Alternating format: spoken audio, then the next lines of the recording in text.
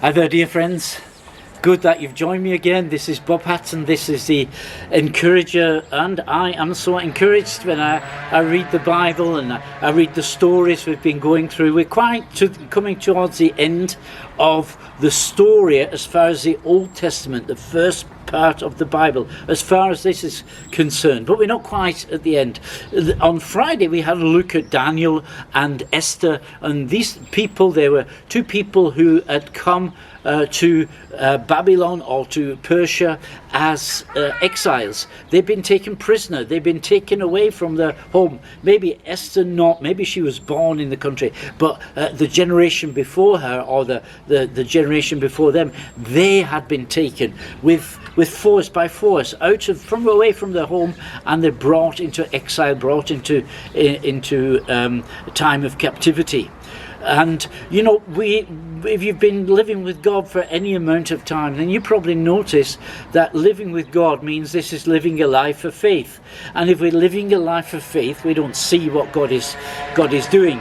Taking steps in faith, that means that we just don't know, but we believe. And belief is gives us quite a certainty, and we talk about trust, and we trust God. And even though we don't see Him, even though we don't probably hear Him audibly, we do take in what He's saying. We know about His plans, and we want to follow Him. But because it's a life of faith, and because we don't always see, we are sometimes disappointed about what is happening, that is, about what isn't happening. We are sometimes confused when we don't understand what God is doing, and of course we're sometimes frustrated because things do happen which we don't understand, and we wish they hadn't had happened. And so that's a certain amount of frustration belongs to this life of faith as well. Now, as we come to the end of the Old Testament, we still have to have a look at 5 books, the 5 last books, and they're not in according to the sequence that they are in the Old Testament. Right about in the middle of the Old Testament, we have 2 books that we're going to have a look at, even if only briefly, and one is the book of Ezra, and the other is the book of Nehemiah. And then we go to the end of the sequence of the Old Testament, and we find the 3 last prophets. That is the prophet Haggai, the prophet Zechariah, and the prophet Malachi. And we'll be having a look at these in the next couple of days. Now, we got the year 538 before Christ, 538 BC. And Daniel, he's reading his Bible, he's reading the Old Testament and the prophet Jeremiah. And he comes to the chapters 25 and 26. And he reads there that this captivity is not going to be eternal. In fact, it's not going even to be a very long time. It's only going to last for 70 years.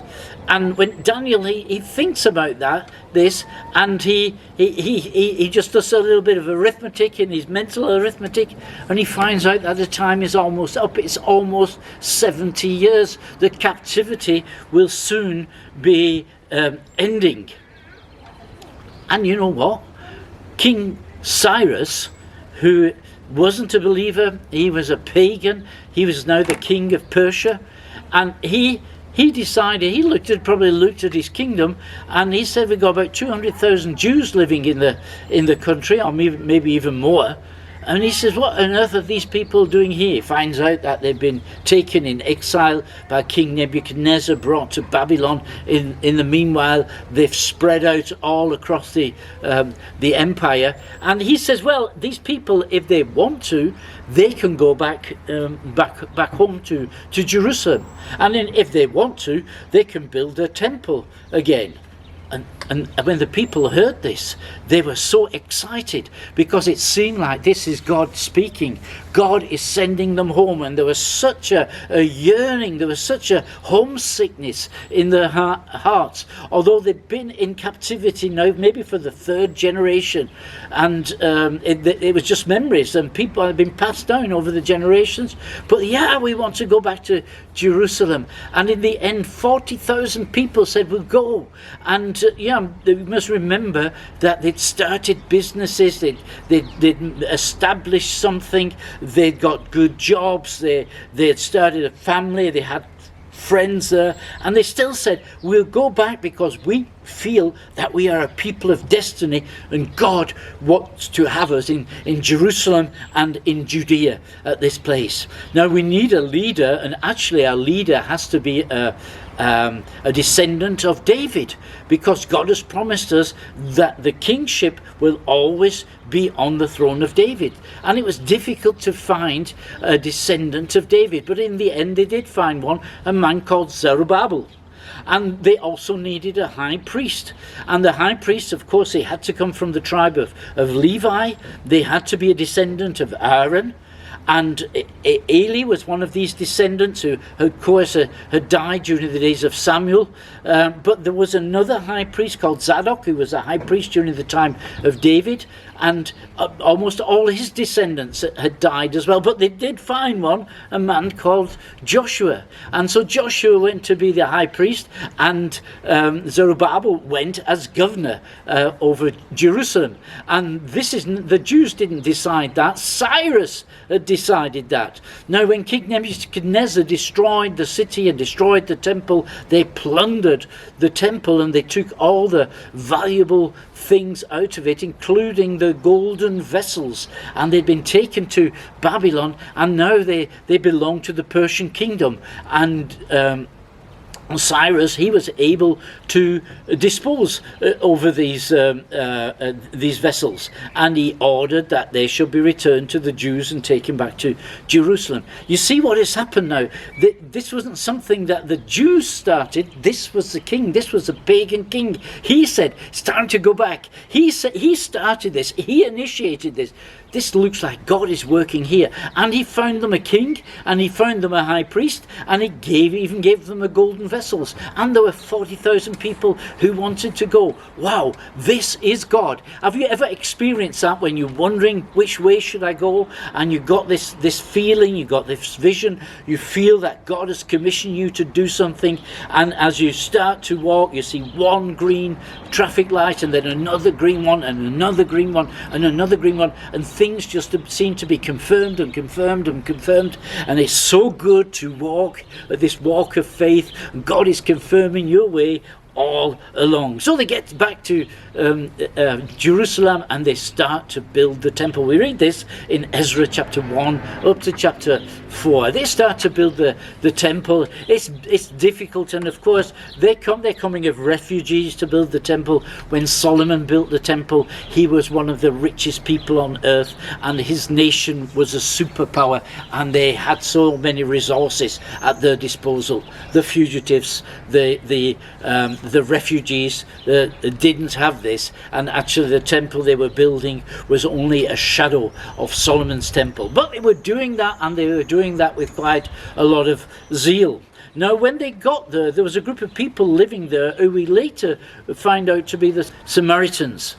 And the Samaritans, we know from the New Testament, they are at loggerheads with the Jews all the time. And the origin is here, because they said, oh, we'll help you, let us help you build the temple, and we could maybe synchronize our religions. We can join together. We can have a kind of world religion, at least in our area. And the Jews said, no, we're not doing that. We're going to be faithful to what God has given us. And then the Samaritans, they complained to the Persian authorities about them. And chapter 4 of the book of Ezra, the last verse 24, it finishes like this: and then the work on the house of God was stopped. And you know, sometimes we get discouraged because we think we've heard God's voice.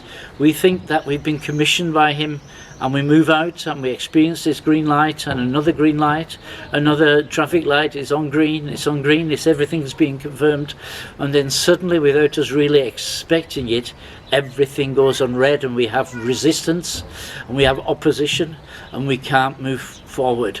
And that's the time when we get discouraged, and perhaps that's the time that you're in right now. Well, if it is, I just want to encourage you, because that's not the end. We're coming to the close of the Old Testament, slowly but surely. Maybe this week we'll finish the Old Testament. I don't know. I don't make any promises. But we're not quite at the end, and God still has a number of things that he wants to do. He's got this big plan. He's got this gigantic plan for us, for Israel, for all the nations of the world, even for the whole universe. And this is so exciting. So don't be discouraged, because even if you're standing in front of a red traffic light at the moment and you don't see any way of moving forward, God has a way. This is a life of faith. God bless you. Have a good day. See you tomorrow. You're Bob Hatton, your encourager.